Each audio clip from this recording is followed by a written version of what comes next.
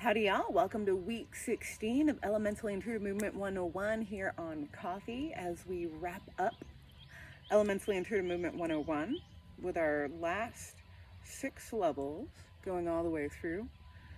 Now looking at intuitive integration. So intuitive integration is a foundation.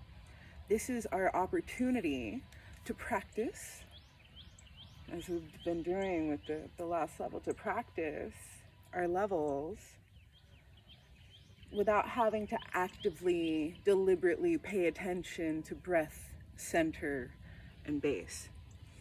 Because we've been practicing that throughout the first 5 levels. We've been paying attention to that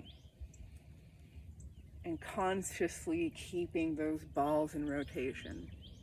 Now that we're at intuitive integration, our bodies are much better at maintaining those balls in motion without us having to think about it. We get to observe ourselves and recognize how much we've improved on each aspect, which is to say, how much our autopilots have improved with each aspect.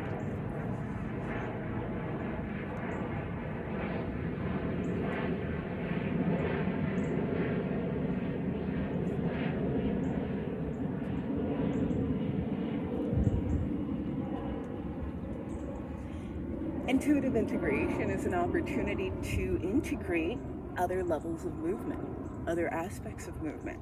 So one of the things that I work on and that I do is shimmy. Shimmying, shaking helps us process tension. So as we practice our level O, we can add in the shaking to increase the challenge. It increases the cardiovascular challenge.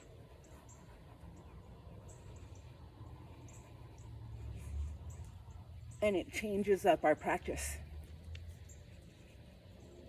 And so this is a form of intuitive integration. Now mixing in this, because we can trust that our autopilot can maintain and check our base, our center, our breath, we can increase the challenge, integrating EIM and shimmy.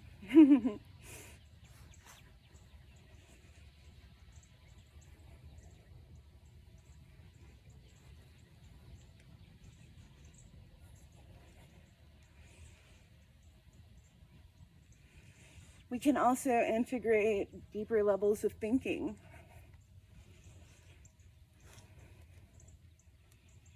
Thinking about the intensity that we're putting in our body is increasing the pressure, increasing the challenge. The more we increase the challenge, the more our bodies have to process pressure.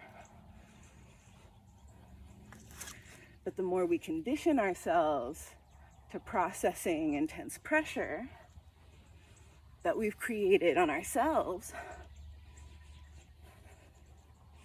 then the better we are at processing pressure in other situations.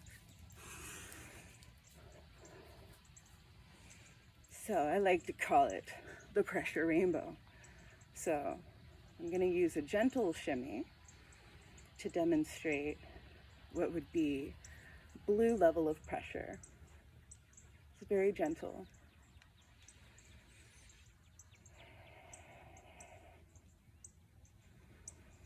It's a nice way to warm up.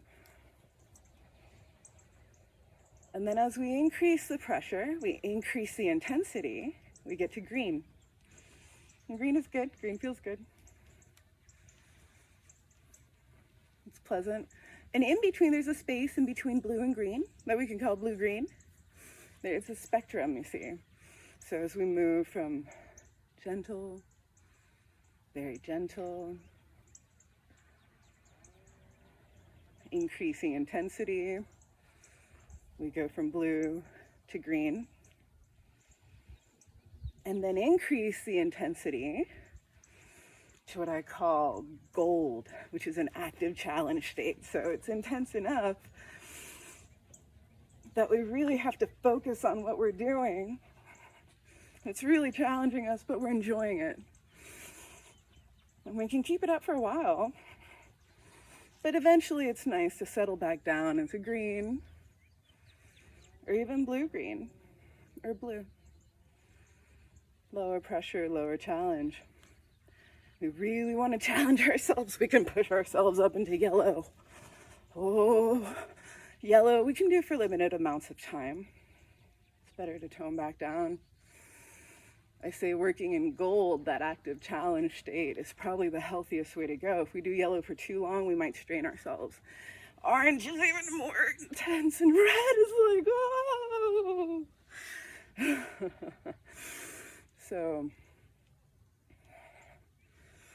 alternating between intensity, pressure-wise, is a way to integrate other aspects into our practice, and thinking about it in that way is doing a little bit of blue, shimmying, keeping it gentle.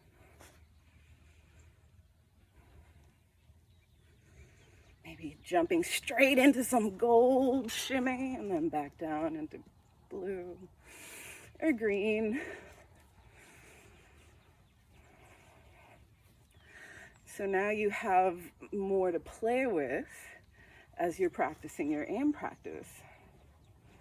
Other things to think about other than these foundations that we've been thinking about for the past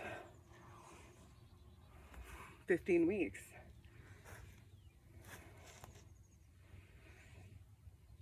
So there you are. There's level O with intuitive integration. And then we'll be moving on to level 1. See y'all soon. Thank you so much.